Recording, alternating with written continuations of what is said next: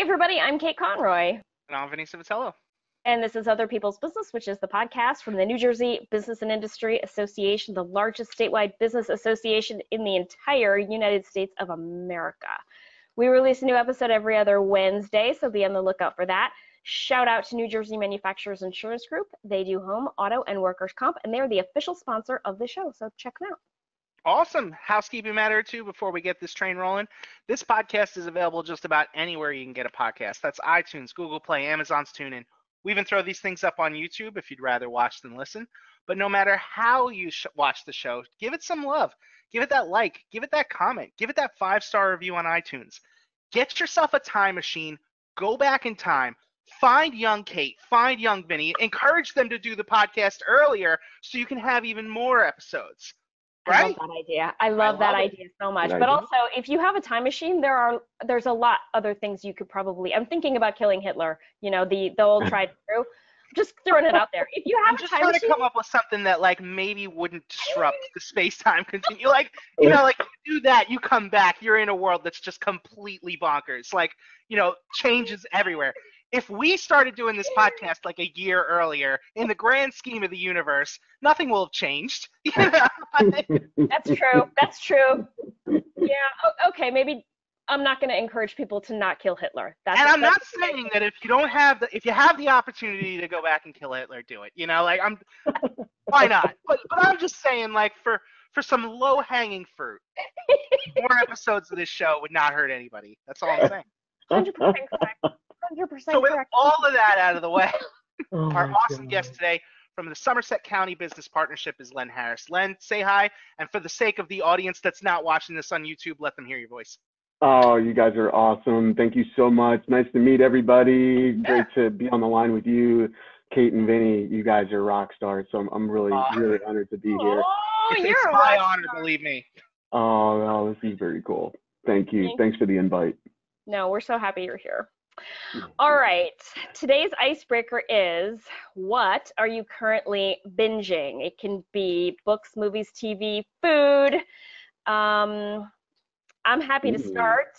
Go But ahead. if one of you, okay. Well, the reason I said Hitler is because I've been binging Man in the High Castle lately. This is an old show. It's been out maybe, almost 10 years, I think. It started in 2015. And it's on Prime, and it's an alternate history. So if Germany and Japan had won World War II and they had split the United States at the Rocky Mountains, and Germany got everything east and Japan got everything to the west, what would life be like? And Wow. it is fascinating. It's great. It's a great Are the story. Rocky Mountains really like the halfway point? Did somebody get shafted? No, actually, the halfway point is kind of Minnesota. Minnesota Yeah. down to Louisiana, the Mississippi River. Yeah. Sure.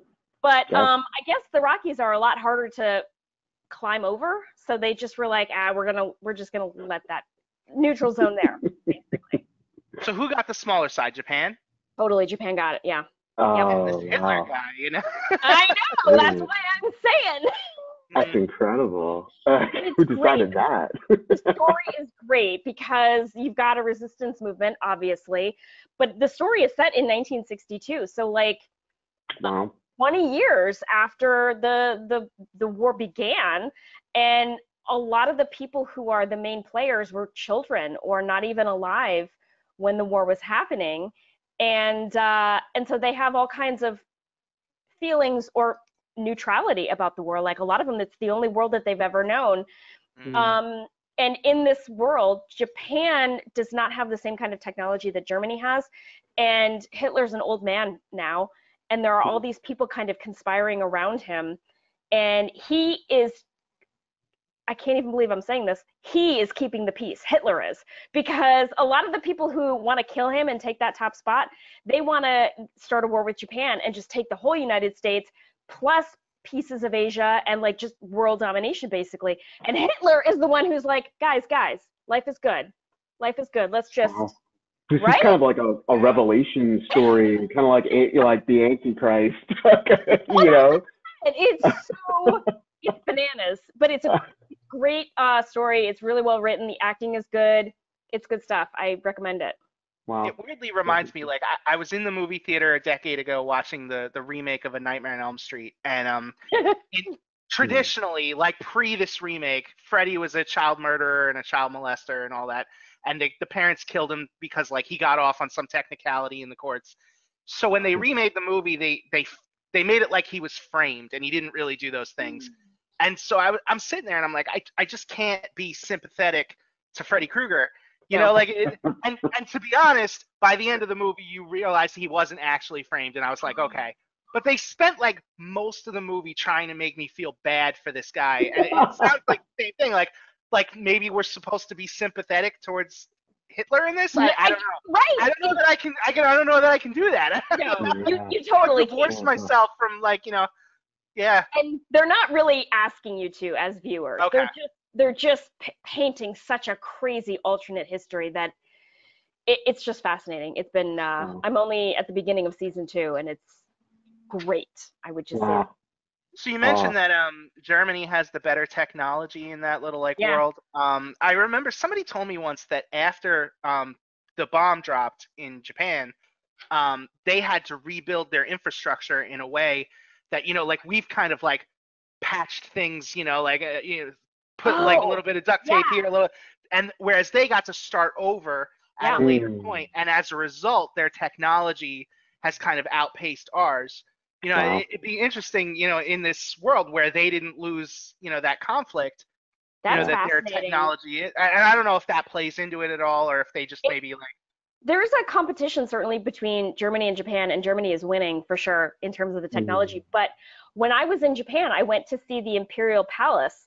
And because the United States, like bombed it to the ground during the war, they had to rebuild in like the 50s and 60s with no money. I mean, they were starting from scratch, really. And when I tell you that the Imperial Palace is not what it's underwhelming in the extreme. I was thinking Buckingham Palace. It looks a little bit like the Brady Bunch house. Like it's not. Really? It's not impressive because they 11 people living in that house. I mean, There. Sorry. Wait, it was 9 because I'm picturing the grid now. Sorry. 9. Well, plus Alice had her room. Wasn't Alice the middle of the grid? Oh, damn! You're right. Yeah. I'm sorry. Len, what have you been watching? It's not a complicated, like Vinny, really? You throw that in there for her. Len, what are you binging? We're about to get re-binging into The Handmaids. Handmaids was I think their first episode of the 5th season was 2 weeks ago. Yeah. So we're getting caught up there. We're really excited to hear that they got a 6th season, but that's going to be their last season. So it's going to be really interesting to see how that whole story comes together. I know how I want it to end, but it's going to be really, really fascinating to see how the writers close that series. It's going to be nuts. But how off book are they at this point? Yeah, they've got to be totally off book, right? Right. Yeah, I figured when they started this, maybe the book would be like a season, maybe like 2-3 seasons max. And now we're talking, and I know there's a sequel, but the sequel wouldn't have Elizabeth Moss's character. So, right. Yeah, they are. I can't tell you how off the book they are. But what I can say is I'm really interested to see after a 2-year hiatus, because really they took off during the pandemic. Yeah. So they had a good time to be able to see what the ratings were leading up to that point. And if they're going to make any changes to the storyline, now is the time. So that's why I'm really excited that they may take us in a direction that I just don't expect. And, maybe the main character decides to go, completely ape style and like mow everybody down and let's bring this back to normality. Like, I don't know what's going to happen, but I think it's a timely release as well of the Handmaid. So it's going to be really cool. 100%. Really cool. I actually have never watched that show because I read the book, and when I put the book down, I was literally traumatized. I was like, I can't with this right now. And then like an idiot, I turned the page and I read like the author's note, and apparently she didn't make up any of it. Like she looked at cultures around the world and just like every horrible thing that happens, she pulled from some culture in the world that actually does that or did that. And I Yeah. So I think this is like my own like weird history lesson, kind of if you don't learn from history, you're doomed to repeat it. So that's why I'm kind of really forcing myself to get into this. And I probably should pick up the book, honestly, just because my wife is big with that. She's huge with read the book first, then she'll watch the movie and be disappointed because it, you can't really add as much context to a to a movie that you got to fit within a 2-hour time span. So, but yeah, it's going to be really, really interesting to see how they wrap that story up. Yeah. So would you recommend it? As someone who is traumatized by the book, should I watch it? No. I mean, how much original content does Hulu really have? Like, yeah, I know. I just watched the thing. That's amazing. You're saying no. I'm gonna take you at your word. I'm not watching. I know. Yeah, no. I mean, I don't know. It's dystopian enough. The whole concept of it is dystopian enough. Totally. And it probably was enough that you read the book and really got that, and to know that it is based on history, right? That these things to many degrees happened in other parts of the world. So I don't know, it is kind of depressing in that regard. But like any binge watcher, you get into season 2 and it's like, well, I'm already invested, so I might as well finish the deal here and just watch the whole thing. That's true. Plus, I mean, at this point, you're saying next season is the last season anyway, right? So, like, you might, if you've waited 5 years to get into it now, might as well wait one more, watch the whole thing, like, in one shot. Vinny, I'll tell you, though, I went 7 full seasons of watching Dexter. I loved that series. Great show. Did not watch the last season. Mainly because I didn't. When you say the last season, you're talking about, like, season 8 of the original show or the revival thing? Season 8 of the original. Oh, you gotta watch that. I know. We're going back and because now, so we did go back and watch season 8 because we watched the revival. So we were like, all right, we've got to close the rest of the story before we go on to the next.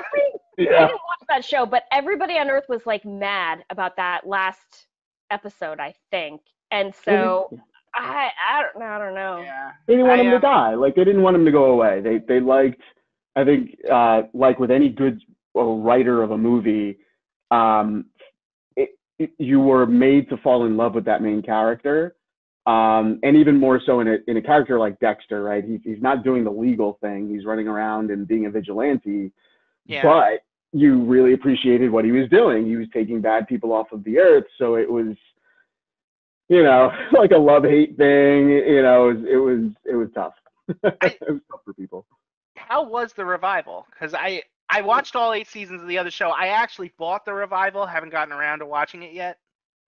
So I enjoyed it. I definitely recommend it. If you're a Dexter fan, if you're a Michael C. Hall fan, he's just a great actor. I think the way, without giving you any details on it, it left me wanting more. Let's put it that way. The last episode of that show was like, and I wish maybe a little bit of like me wanting the old Dexter back. Maybe that was it, but yeah, it left me wanting more for sure. I remember back in the day, I had recommended that show to everybody. I was like, you gotta check the show out. It's phenomenal. And so I told my brother, you got to go out and watch this show, Dexter. And maybe a few months later, he remembered, oh, yeah, Vinny told me I should go watch that show, Dexter. So he puts it on, and I get a response from him. He's like, yeah, I binged through a bunch of these, and I don't understand why you'd want me to watch this. This is so weird. And I'm like, well, I mean, it's a great show. I mean, it's phenomenal. I mean, you got to be into scary stuff. And he's like, wait, this was a cartoon, though. He had watched Dexter's Laboratory. No. I was like, oh, that's like a kid's show. That's a totally different thing. So. That's amazing. It's like, why are you making me watch a kid's show? Dexter's Laboratory. That's amazing. That's great. That's pretty good. Yeah. On that note, Len, tell us what you do at the Somerset County Business Partnership. Oh, no, yeah, thanks again for having me. I'm the Vice President of Business Services here at the partnership. My main goal is to bring on more members to fill our events with great people who want to network, who want to grow relationships. I also am responsible for member retention. So figuring out ways that we do our jobs better, putting on better events, making, creating more relationships for people, and then working with some of our larger sponsors who support some of the big events and the ongoing events that we do here as well. So, and then I also do anything that my CEO just doesn't want to do. He tosses over the fence and I handle it. That makes sense. That makes sense. You do such great events too. You have a lot of variety, I think. Can you talk a little bit about the variety? Oh, yeah, no, thanks for that. And that's honestly a big reason why I came here is exactly that. We have 10 special interest groups that are members only groups, from women in business to minority business leaders, emerging leaders, so our young pros who are, sub 40 years old, an HR roundtable, a nonprofit group. So, that variety really speaks to the variety of member that we have here at the partnership. We have 850 members across the board, as large as Verizon and as small as a pizzeria, and all of them have different needs. So, to have a variety of events that help support those members, it's a good thing for us to do. So, yeah, it's not just about the big gala, or the golf outing, or all these great events that are big. We've got to kind of get tactical too. So that's why we have the variety of events that we do. That's fantastic. I think it speaks to the loyalty of your members, because in order to have special interest groups like that, you need volunteers to help with them. And I have to assume that in order to be able to manage 10 of them, you've got great volunteers. Staff can't do everything, sadly. Staff, we try. You're right. We can't. It's a great point. We are shoestringed in terms of, staff. We have 7 staff members here, half of whom are really devoted to the tourism side of the chamber. So to your point, Kate, we have volunteers who are part of the leadership. We kind of consider them to be an extension of the leadership with guardrails. We obviously put them in a position so that they can have a platform for themselves. Selfishly, we want to give them that exposure, but selfishly for us, yeah, it's kind of divide and conquer. We need the support. So we're happy to have those who are involved with us, because we couldn't do it without them. Absolutely. Yeah. Talk a little bit about the tourism side, because when people think of Jersey and tourism, I think that they mostly think about the shore. But you guys have a really robust tourism department, and I know that you've got beautiful horse country in Somerset County. So talk a little bit about the tourism side. Oh yeah. So and it's really cool for me to be involved in this, because I've been a resident of Somerset County for 15 years. Honestly, by accident. I was looking for a place to live in the middle of the state, so I pointed and found a spot in Somerset. We're interesting in that we're one of a few, and I think the total number is about 6 chambers in the entire state that have a tourism side to what they do. And it's all about live, play, work. We want to get people to come live here, build your family here, open your business here, use our restaurants, use our hotels, come to our parks. We have some of the most beautiful landscape in the entire state. Duke Farm to the stables in Watchung, like you had mentioned, Kate. I'm not a horse rider myself, but I can appreciate anybody who can. And I think that that's a real separation between us and other chambers, is that we have that side, and it really helps us attract other members. If you're a realtor, this is a great place for you to be, because I can rattle off statistics. The average household income in Somerset County is $116,000 a year. I could tell you our ethnic backgrounds. We're 60% white, or we're 9% black. So we have a lot of these data points for anybody who's looking to do business with certain people, or you're trying to support certain communities. We have them all here. So it makes our chamber a lot more attractive, because they know that, people are engaged, people are coming. We're not just about bringing in money to the partnership. It's about what can we provide you? How can we support the community? We'll show up at Bridgewater Community Day. We'll spend a Saturday at Bedminster's Community Day as well. So we are in a unique position to be a conduit between business and the community, and we're taking full advantage of it. So it's really cool. How do you No, go ahead, Vinny. I've been dominating. Go for it. No. I was just gonna. I'm curious. How do you facilitate encouraging tourism? So it's a better question for Melissa DeFries, who is our VP of Tourism. But I think what she would tell you is it's important that the partnership have tourism as a part of us, because business and community operate like together. As soon as I come out of my house, there's a business, and that business is providing a job to citizens, and those businesses are providing tax dollars back to the county. So, I think from her perspective, it's all about getting into the community and showing support, and that we're here to support you. Having it a part of the partnership and part of the chamber is interesting, because it really does kind of put our money where our mouth is as a county. That we want more than 365,000 residents here in Somerset County. We want to grow. We want to grow in the right ways. And one of the right ways is that we are promoting who's here. And that's a lot of what tourism does.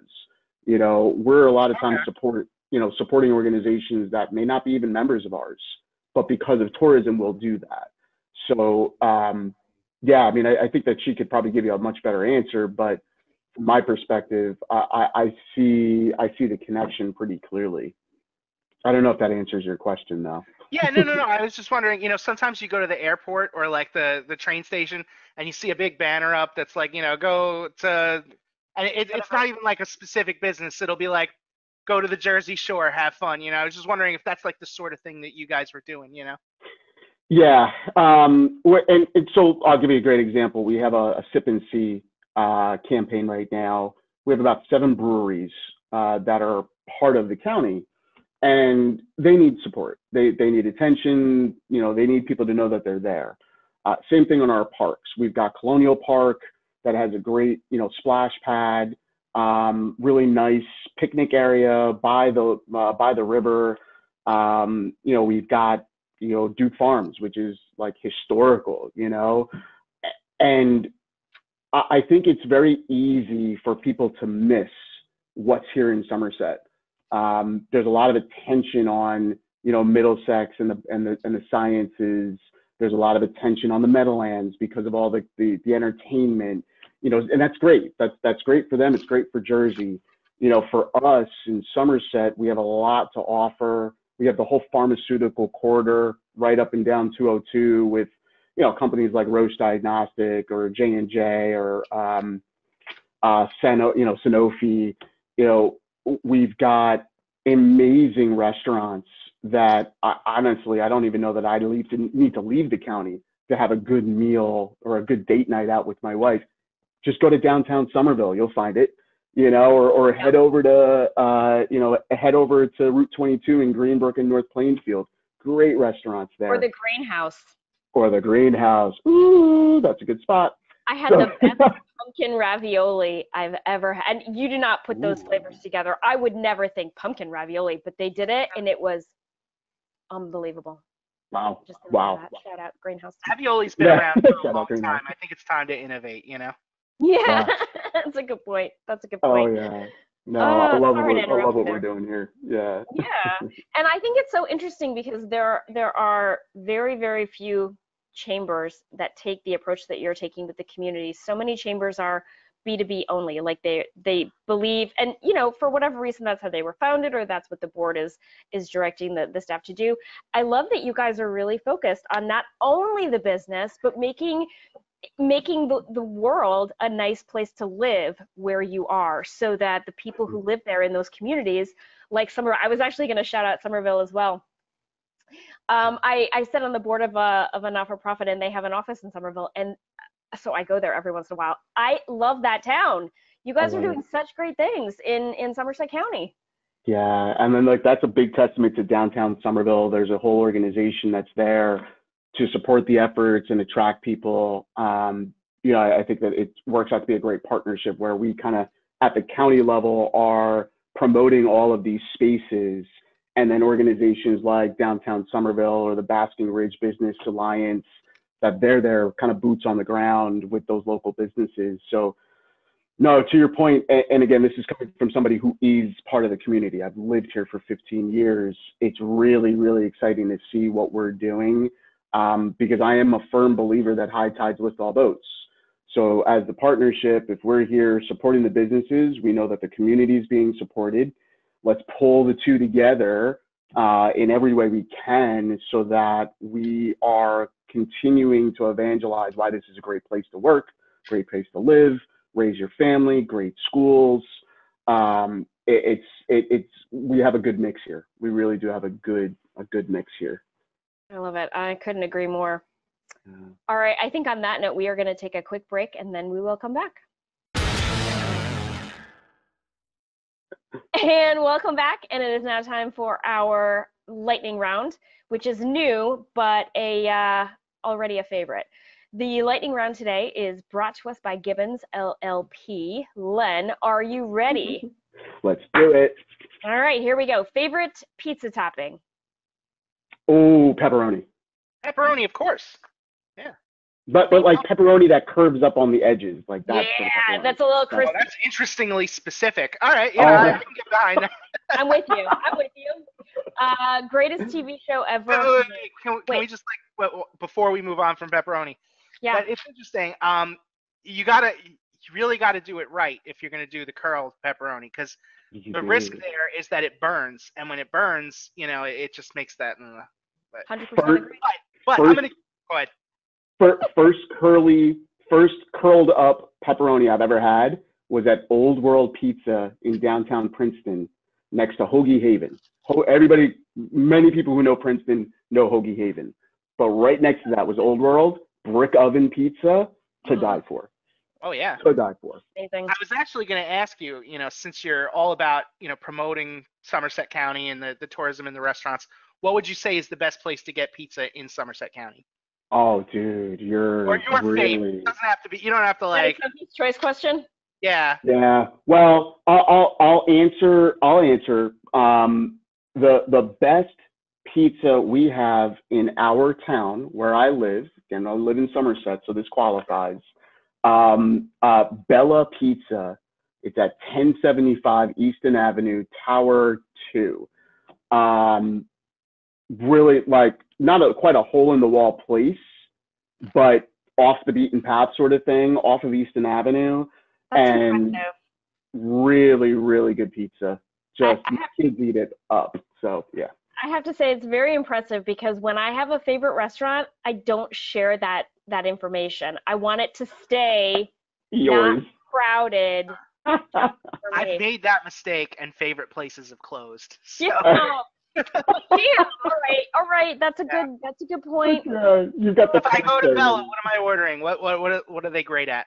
I'm pretty simple. So thin crust pizza, plain 10-inch pie. Sometimes we'll get half sausage. I battle. We can't have two toppings because my kids have to have plain. So whatever we order, it's either half pepperoni, half plain, or half sausage and half plain. Or there's no in between. So, but yeah, you really can't go wrong. Their mozzarella, their dry rub wings are great. Their mozzarella sticks are great. If you catch a theme of like 7-year-olds meals, that's pretty much all we can eat in our house, because like I'm not about to cook 5 meals. And he's not there yet, but he's getting there. Yeah, no, we're there. Not necessarily 7-year-old meals, but you just know, like, I've got the 5-year-old. Everything kind of revolves around what we have to do for her. So yeah. That's right. I'm totally with you. Yeah. Totally with you. All right. Greatest TV show ever made. Ooh, greatest TV show ever made. That's a tough one. Honestly, I'm gonna have to go with Modern Family. Good choice. Yeah. That's a bold choice, but I respect it and I like it. I like it. Well, because, so when I think of a TV show, I think of an hour-long drama. I don't think of the half-hour comedy. I kind of think of those as sort of throwaway popcorn at the end of the night when I'm kind of tired. And some of the greatest shows that have ever been made are half-hour comedies. I'm just going to name a few: Friends, Seinfeld, Frasier, Yeah. Yeah, Absolutely. sure. I love Modern Absolutely. Family. I am Yeah. so, I love that. I was a big Ed Helms fan. You know, I caught him in the later years of Married with Children. I maybe Harris. wasn't. Ed Yeah. O'Neill. Ed Harris. Yeah. Yeah. Oh, Ed O'Neill. God, too Yeah, Ed many O'Neill. Ed Ed O'Neill. Helms is the one from The Office. I was like, wait a minute, was he in that? That's right. Which is also another really, really. Another half-an-hour show that's a legendary comedy. Yeah, yeah. You're right. And I think that my thing is. Oh yeah, I think my thing is just comedy. Like we have such stressful lives and, you know, responsibilities at work, responsibilities at home that when I dedicate time, I really want to laugh. I want to have a good time. And that was one thing Modern Family, episode after episode, was able to deliver. So 100%. I still watch the reruns as I'm washing dishes. Me too. It's today, the show like that it's the show that I watch last. So I'm usually like watching multiple shows at a time. Whatever show I watch before bed, it's always that show. Wow. Yeah. But, yeah. I also I do the same thing. We fall asleep to the TV, but we always have to make sure that it's a family-friendly show because my 7-year-old will come in the middle of the night, so it can't be Freddy Krueger or something like that. So. I was gonna say it's a risky game. They could be playing Modern Family now, and then right after that, something else could come on. You know, you don't know. Oh, I look ahead. I'll scroll all the way to like 4 o'clock in the morning to see, you know, Modern Family, then Three's Company. Okay, we're good. That can pass. That was surprisingly risque for its time, though, I have to say, Three's Company. It sure was. A little before my time. I know of it, but I don't think I've ever seen an episode. So. Oh yeah. A clip or two. It was something else. It was something else. Yeah. I digress. Favorite movie? Oh, you know, I don't know that I would say it is my absolute. I have a very difficult time with movies because I watch them and I enjoy them and like I have so many favorites.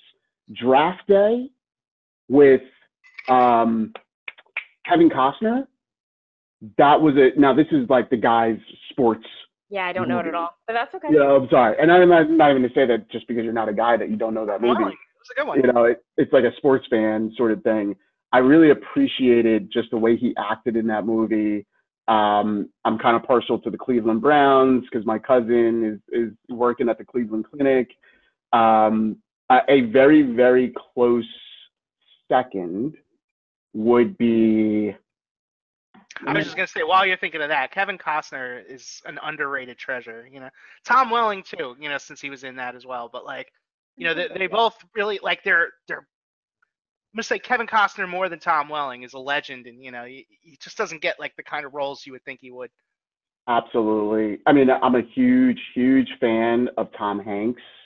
Like anything that Tom Hanks puts his hands on, like Road to Perdition, you know, Da Vinci Code, like all of the ones in that little series that he did. I was just gonna say you probably just named like 2 of Tom Hanks's like lesser films. Like, exactly. We're not going right to the top with like Forrest Gump or. This is before your time as well, Vinny. But even Bosom Buddies, like way back in the day, Bosom Buddies was a solid 30-minute comedy. Like it was hilarious. Yes. Never even heard of that. That one ran right after. Remember Perfect Strangers? Oh my God! Of course, Art Balky. Of course. Balky, Bartholomew. I don't know. Bartholomew. I don't even know. Oh, standing tall. I can still hear the theme song. Yeah, totally. The theme song. All right. What's the most daring thing you've ever done? Okay. Daring thing I did was do the London Eye. Okay. Yeah. What's the London Eye? The London Eye. It's like a Ferris wheel, but it's kind of not shaped that way, and it spins around, and you can see all of London. Oh, okay. Meanwhile, I'm definitely really comfortable with heights, is what you're saying. I am deathly afraid of heights, which is what makes that kind of daring for me. Okay. That's fair. I'm not, I'm a 2 feet solidly on the ground type guy. So to put me suspended in air 100 to 200 feet up, I break down. Yeah, that's scary. All right. Favorite restaurant in New Jersey?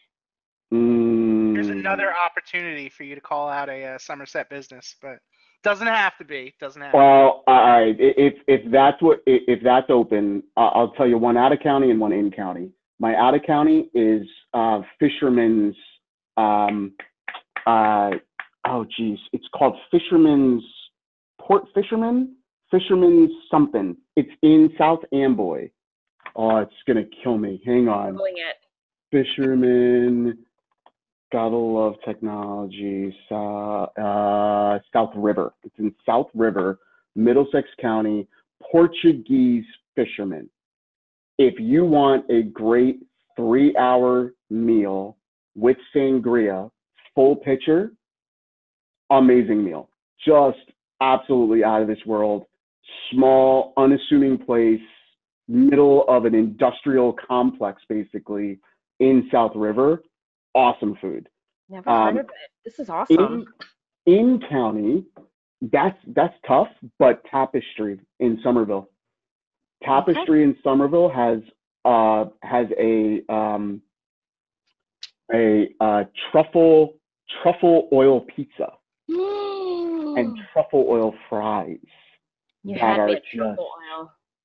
Yeah, really, really, really good. I think we need to have lunch sometime soon, Len. We've been talking about having lunch for a while, so the next time you have a board meeting at your nonprofit there, come on up. My treat. All right, the next question is, do you have kids? And I feel like through this conversation, we know you have kids. What are their ages? So I've got Eva, Evangelina is her full name, age 10, and then Jovi is 7. So you probably see him behind me. That's Eva. That's Jovi. Nice. They are my hell on wheels. Love of my life. Ride or die. Ride or die. Somebody should have warned me type kids. Yeah, right. That's awesome. That's awesome. Okay. Yankees, Mets, or Phillies? Yankees, no doubt. Bronx Bomber guy for years, definitely. Very cool. Farthest from New Jersey you've ever been? Ooh, Monte Carlo. Monaco. Nice.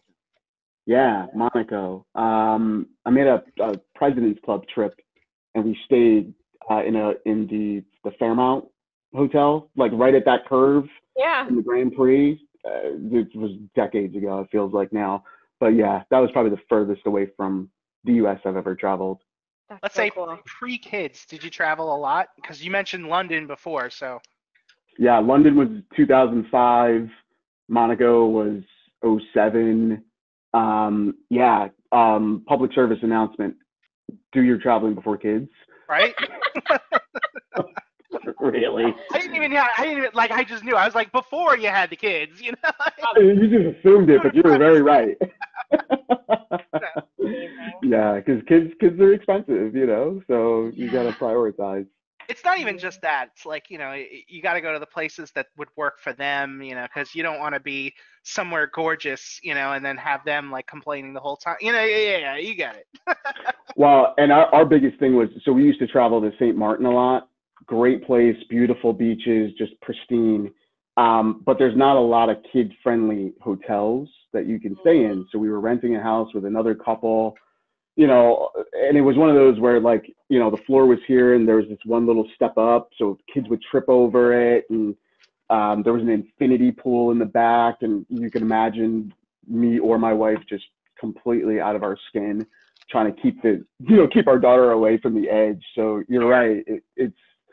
It's tough traveling and being mindful of the kids and their safety and what they're going to eat and all that stuff. Yeah. Yeah. What they're going to eat is the thing that I think would be the hardest, to be honest, because you always got to have a snack nearby. And once you run out of the snacks that you've packed, where do you get goldfish when you're in, I don't even know. You got to find some equivalent that can work for them, or just hope that you're in a populated area where there's a McDonald's. Yeah. And I can get a Happy Meal or something for them. But yeah, it's tough. Yeah. Okay. Morning person or night owl? Ooh, that depends on the week. It really does. Because as you know, in the chamber world, we could have early events that start at 8:30.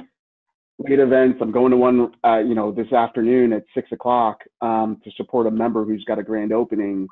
So if I had my preference, I'm very much a morning person. I'm part of the 5 a.m. club. So I'll get up, I'll work out if I have energy. So that's really my waking hour. I want to come up with a word, like something like ambidextrous, but for morning and night. I've never heard of anybody that can be both, but yeah. I'm not saying Vinny, I'm not saying I do it well of doing either one, but I have a preference. My life dictates really what I have to be on that particular day, unfortunately. So you roll with it. Sure. Fair enough. All right. Favorite guilty pleasure, movie, TV show, band? Favorite guilty pleasure. I am a golfer. I don't know if that's guilt. I should feel guilty about that. That's the most cop-out answer I've ever heard. Yeah. That's like John Q. Driveway is telling us the biggest secret. Go, pretty much. Don't tell anybody. It's sort of like, if you're like really into the Spice Girls underneath the table. Yeah, I'm a Coldplay fan. Apparently they're not white. That'll do it. So, or Nickelback. That'll do it. I'm a huge Coldplay fan. I love their music. Not apologizing. I can actually count on my one hand the number of concerts I've been to, and Coldplay happens to be one of them. So I won't judge too hard, but yeah. Yeah, thank you. One of the best concerts I ever went to with them was at Barclays Center, and it's just so cool when you watching their concert on TV is actually a pretty cool experience, and makes you want to be in the room when they do perform. Because they give you these bracelets, and the bracelets light up to the music, and it just makes you feel like you're in it. It's so cool. Oh, wow, really, that's awesome. Cool. You should go, definitely catch them before they stop touring. All right. Last question. How many cats is too many cats? And there is a right answer to this question. How many cats is too many cats? Yeah, if you were going to own cats, how many cats is too many cats? Keeping in mind that you can't really own a friend, Vinny. Yeah. Okay. So you don't own a cat? You just have cats that are around that you feed? Is that how your life works, Kate? Is that what this is? This is an interesting question. Equal say in what goes on in the household, Some people would say one cat is too many. And so what is your answer to that question? That would be my answer, because what's interesting is that my kids right now are lobbying for a pet. And so one really wants a dog, one really wants a cat. My wife and I are split. We could kind of go either way. I don't really care. I'm partial to a dog because they're just lovable and cute and all that fun stuff. And I just don't want to walk them and clean up after it. So, there's that responsibility piece that comes in. The cat is very intriguing because I don't have to do much. But then they leave hair all over the place. And I don't know. I don't know. Not a good reason not to, help a friend. I know. It's kind of funny. Every time we've asked this question of somebody, everybody's like, one cat is too many cats. Kate is the only person who's like, no, we should have cats. I don't know. I don't know. I was going through some stuff that my daughter had done, like artwork and homework from daycare and everything. And around St. Patrick's Day, she filled out a thing. It was a cute little form that you color in. And the question on the form was, if I had a pot of gold, I would buy. And then there was a line. And in that line, she wrote cat. And I was like, no.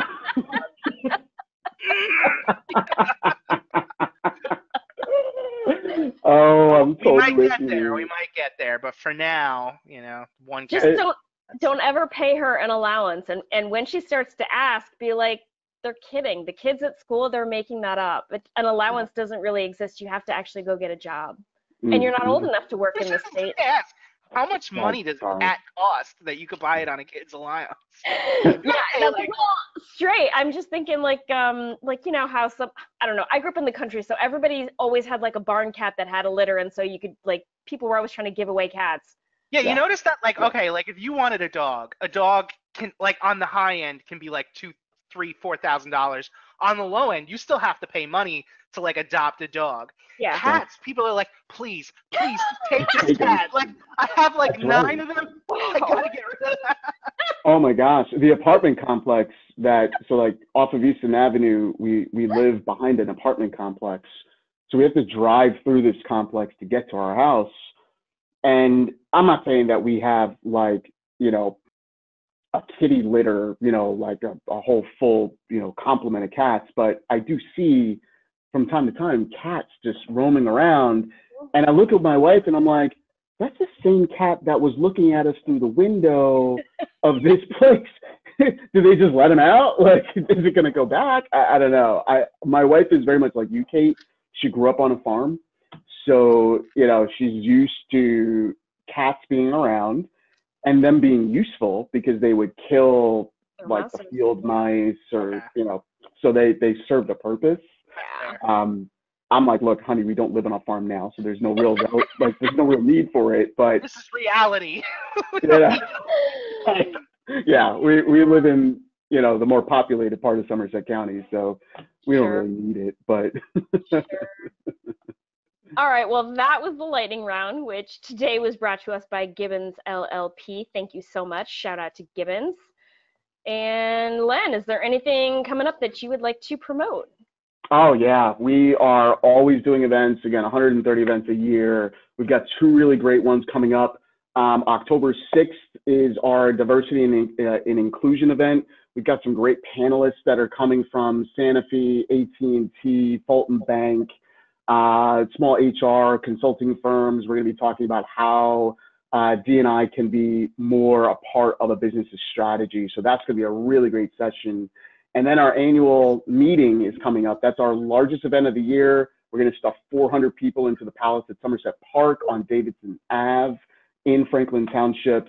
We're going to be honoring the outgoing CEO of Robert Wood Johnson University Hospital, Tony Cava, who is just an amazing human. And then we're also going to be honoring Main Gear and Iron Peak Sports for Economic Vitality of the Year. So really, really good event. We hope you guys check it out. That is fantastic. You mentioned an address for the annual meeting. Is the diversity and inclusion event in person, or is that online, or how can people attend that? Yeah, that's going to be D&I is going to be in person as well at the Delta by Marriott, which is also in Somerset. Really cool hotels, really cool hotel in the Delta, and then also a really great banquet hall at the Palace at Somerset. I've gone to a number of weddings at the Palace at Somerset Park, and amazing food from the appetizers all the way through to the main meal. So for sure. I'm just excited that we're there. You've been there, okay. Oh yeah. Was it the Public Policy Forum we used to do there? There were a bunch of events we've done. We've done the ELC dinner there. We did Women Business Leaders Forum there, and we've done Public Policy Forum there as well. I believe, yeah, a lot of stuff. I mean, they do such great work. They do great work. It's easy to get to, right off of 287, exit 10. Yep. And they're, to your point, they're super accommodating. I can't talk up both of these partners anymore, so we're just happy to have great spaces to hold these events. Agree. You want to give a web address where people could go to register? Yeah, very cool. Thank you so much. www.scbp.org. Hover over events, either click on chamber events or our signature events. These 2 events that are signature events are 2 of 5 that we run throughout the year. So again, scbp.org, hover over events and pick any number of them that you want to learn more about.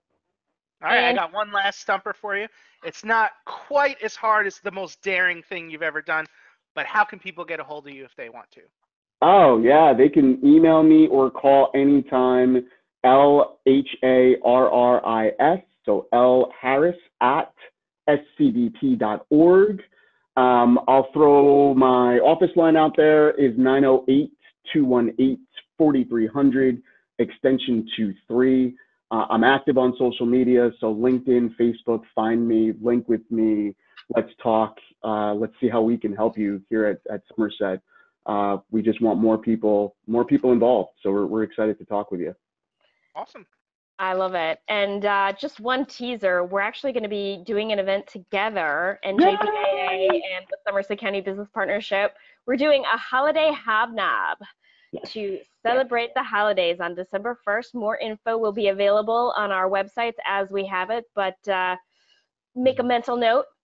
And that is our show. Thank you to our listeners, especially the subscribers. We so appreciate the support. Thank you to the New Jersey Manufacturers Insurance Group. They are the official sponsor of the show. They do home, auto, and workers' comp, so check them out if you need updated coverage. And finally, a gigantic thank you to Len Harris with the Somerset County Business Partnership for joining us today. This has been such a treat. Thank you, my friend. Oh, yeah, same here. I love your show. I love what you're doing for your membership with this show. It's something to be envious of. I can't tell you how valuable it is that you're giving members a platform to talk about themselves and talk about the great work that they do. It's a real testament to your work. So thank you both for doing this. Oh, you're so sweet. This is why we're friends. Oh, man, please. That's easy. It's easy to talk about good people when they're good people, you know? So Totally agree. Totally agree. All right. Well, we will see you all next time. Bye.